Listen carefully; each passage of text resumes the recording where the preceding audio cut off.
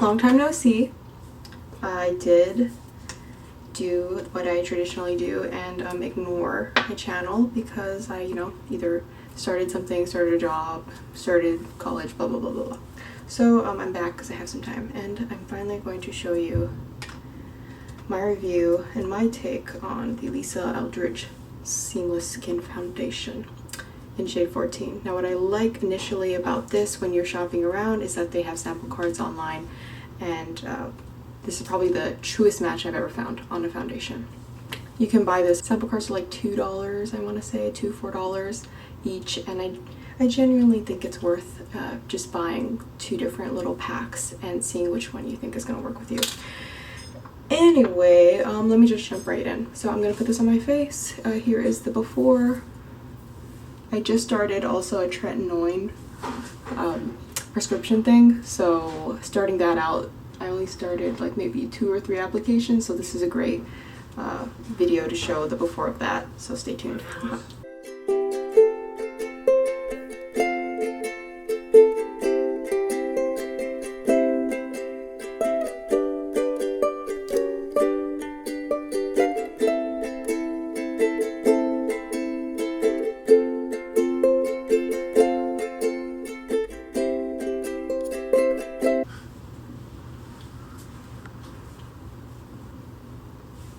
Are you gonna make a video? I am right now. Right now? Danny, there's a camera right here. Oh, am I in it? You don't have to be. I'm just gonna do a time lapse. I'm gone. When I just want light coverage, and I often do nowadays, because #BLESS, not getting a lot of breakouts, I use the sponge. Okay? And then I just go in if I want it to be a little more concentrated with a brush. So it's nice, you can kind of pick and choose. It is more of a light to medium coverage, but it's not as light as, say, Pat McGrath's Skin Fetish or something foundation. Yeah, that thing was like water, right? This at least has more buildable coverage, and you can go to that medium with a brush. And I know this camera kind of washed me out a little bit, but I did have a lot of redness on my nose. I also have, I don't know if you can really tell, but I have like tan skin over here, and then my hair kind of just naturally falls like this when I walk around. So I have this white area over here, so whenever I pull my hair back and stuff, it's just like I'm wearing a mask of a different color skin. So this helps me even everything out, and it is really evened out. That's my biggest thing. Obviously this isn't a first impressions video because I've been using this for months now, okay? Literally when she launched, I was one of the first people to grab it up, and I've been liking it. I wore this on my throw together wedding day, okay, and it performed really well. I will say for the wedding day I wanted that extra coverage for photos, so I did go over it with these, L'Oreal Infallible compact powders, and they're just, because they're very high coverage, especially if you use the sponge that comes in here.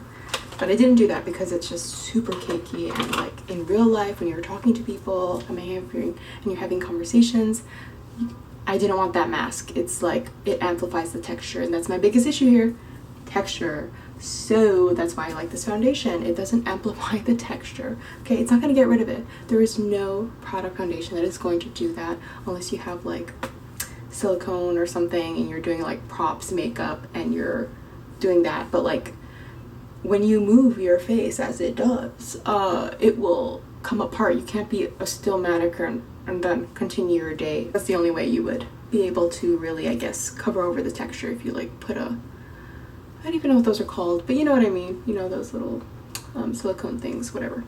So, latex. Latex was the word. If you have latex, I'm sure you could smooth it, but then you're losing that human texture unless you spend hours recreating that human texture over the latex. Haha.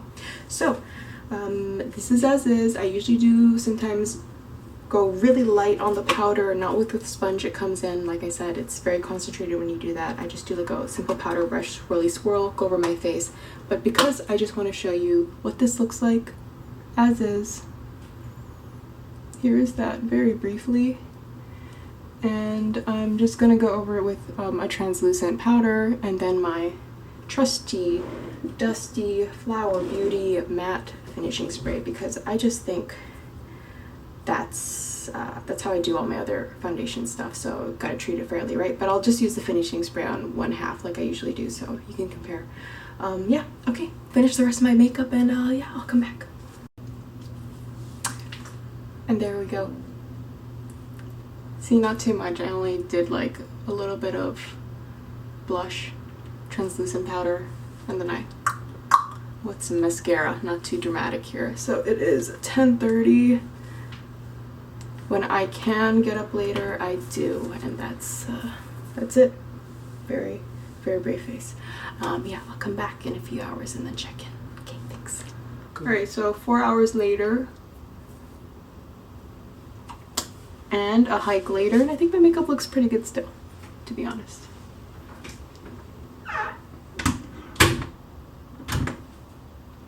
But you tell me what you think.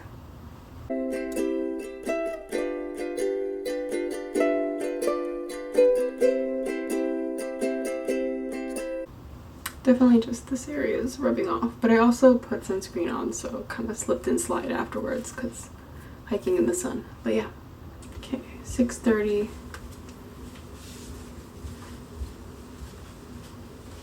Sounds like 8 hours then.